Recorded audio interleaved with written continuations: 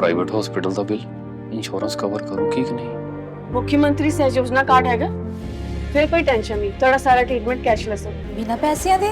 जी हाँ। ਹਰੇਕ ਨਾਗਰਿਕ ਜਿਹੜਾ ਹੈ ਉਹ ਮੁੱਖ ਮੰਤਰੀ ਸਿਹਤ ਕਾਰਡ ਜਦੋਂ ਬਣ ਗਿਆ ਤਾਂ ਉਹ 10 ਲੱਖ ਰੁਪਏ ਦਾ ਮੁਫਤ ਤੇ ਕੈਸ਼ਲੈਸ ਜਿਹੜਾ ਇਲਾਜ ਕਰਾਉਣ ਦੇ काबिल भी होगा, एलिजिबल भी होगा। पंजाब सरकार लेकर आई है दुनिया की पहली सेहत योजना। अब पैसे के कारण पंजाब का कोई भी नागरिक बढ़िया इलाज से वंचित नहीं रहेगा। सेहत का हक सबके लिए। कोटा की गलियों से शुरू हुआ एक सफर आज संसद की सबसे ऊंची दहलीज पर इतिहास रच रहा है, लेकिन इसी इतिहास के पन्नों पर आज अविश्वास की एक गहरी लकीर खिंच गई है। 18वीं लोकसभा के स्पीकर ओम बिरला, जो पिछले 2 दशकों में लगातार दूसरी बार इस कुर्सी पर बैठने वाले पहले शख्स बने, आज विपक्ष के चक्रव्यूह में फंसे हैं। राहुल गांधी और ओम बिरला के बीच की ये तकरार महज 2 नेताओं की जंग नहीं, बल्कि सत्ता और विपक्ष के बीच मर्यादा बनाम अधिकारों का एक ऐसा अध्याय है जिसने देश की राजनीति में भूचाल ला दिया है।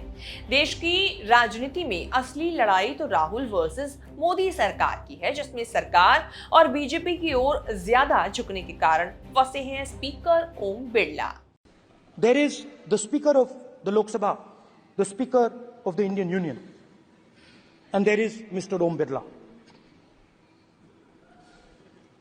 When Modi ji went and shook your hand, and I went and shook your hand, I noticed something. When I shook your hand, you stood straight like this and shook my hand. And when Modi ji shook your hand, you bowed down and shook his hand.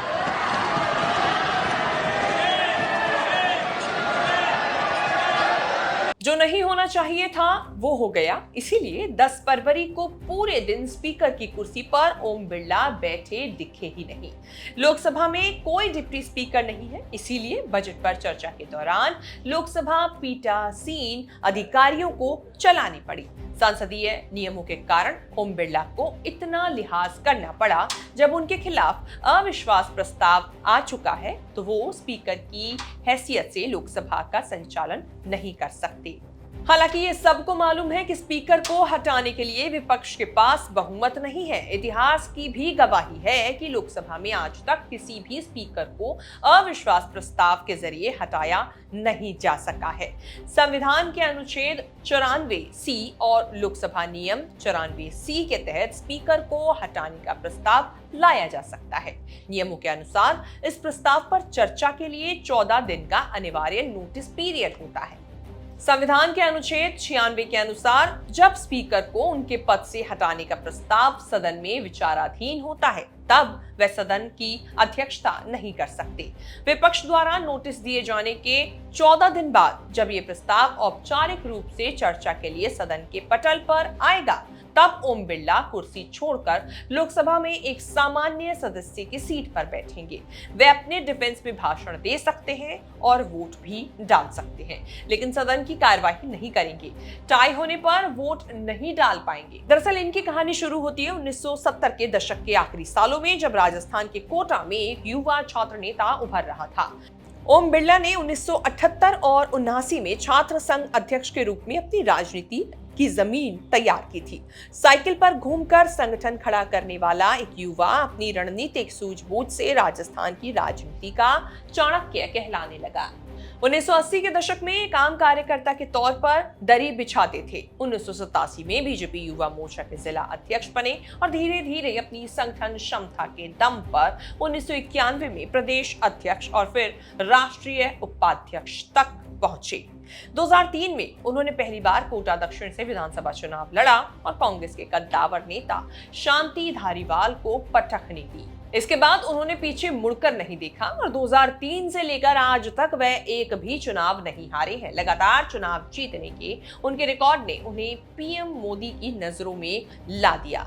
2014 में पहली बार लोकसभा पहुंचे और PM Modi के भरोसेमंद बने। 2019 में जब PM Modi ने उन्हें अचानक लोकसभा स्पीकर की कुर्सी के लिए चुना तो हर कोई हैरान था।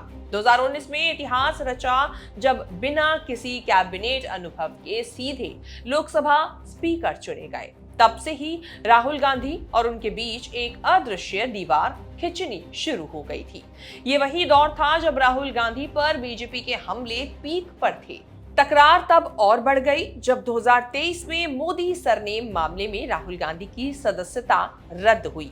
हालांकि फैसला कानूनी प्रक्रिया के तहत था, लेकिन विपक्ष ने इसे स्पीकर का जल्दबाजी में लिया गया फैसला करार दिया। 2024 के चुनावों के बाद राहुल गांधी ने विपक्ष के नेता के तौर पर संसद में वापसी की। तब वो और पीएम मोदी स्पीकर ओम बिरला को उनकी सीट तक लेकर गए थे, लेकिन फिर ओम बिरला से जंग का नया दौर शुरू हुआ। विपक्ष के नेता राहुल गांधी को ओम बिरला बड़े इत्मीनान से फटकार देते हैं, बोलने से रोक देते हैं, जबकि संसद में पीएम के बाद सबसे बड़ा आदमी जो है वो विपक्ष का नेता ही होता है।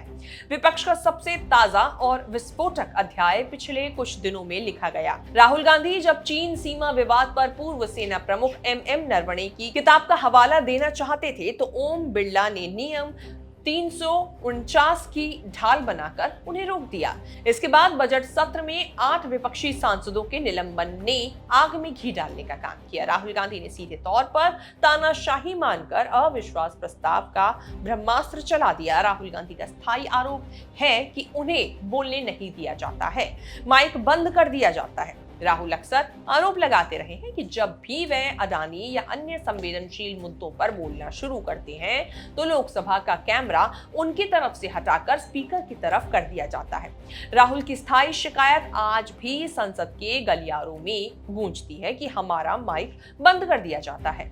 ओम बिरला का तर्क हमेशा सख्त रहा कि सदन नारों से नहीं, नियमों से चलेगा। आप मुझे बता दीजिए क्या कहना है मुझे। अच्छा, एक मिनट बैठे आप।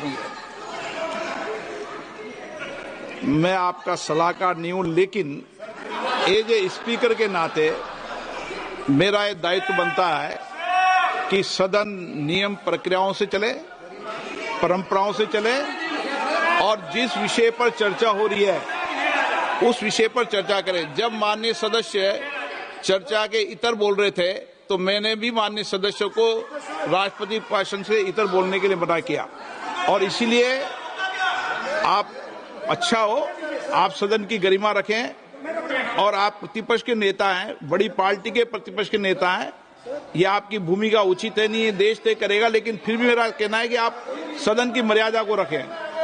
स्पीकर सर, चाइना की जो टैंक्स थी वो हमारे बॉर्डर कैलाश रिज पर चढ़ रही थी। Chinese tanks had entered our border. Listen, sir, Chinese tanks.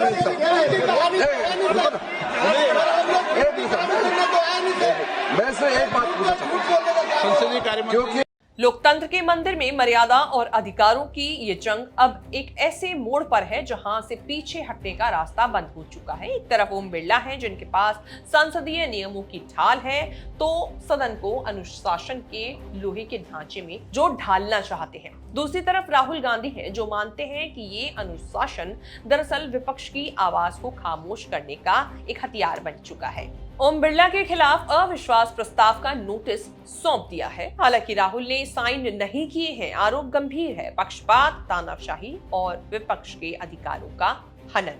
उधर ओम बिरला ने भी झुकने के बजाय नियम अनुसार उस चुनौती को स्वीकार करने का संकेत दे दिया है। आने वाले 14 दिन भारतीय लोकतंत्र के लिए बेहद अहम होंगे। क्या ओम बिरला अपनी निष्पक्षता की साख को और मजबूत कर पाएंगे, या फिर राहुल गांधी का ये अविश्वास सत्ता पक्ष के लिए एक बड़ी सिरदर्द की तरह साबित होगा? जवाब वक्त देगा। असली टेस्ट तब होगा जब अविश्वास प्रस्ताव का टेस्ट ओम बिरला के ही लोकसभा में होगा। इस रिपोर्ट में इतना ही। इस रिपोर्ट को लेकर आपकी क्या राय है, कमेंट करके बताएं, और आगे भी ऐसी खबरें देखने के लिए आप बने रहें न्यूज़ तक और तक 360 के साथ। राजनीति हो या क्राइम, संसद की बहस हो या सड़क की सच्चाई, बाजार की चाल हो या रोजगार की तलाश, देश की चर्चा हो या दुनिया की हलचल, जंग के शोर से सीज फायर की खबर तक, यूपी बिहार से तमिलनाडु की सियासत तक, एस्ट्रोलॉजी के सितारों से खेल के मैदान तक, सच साफ सीधे अंदाज में देखिए तक 360, गली से ग्लोब तक।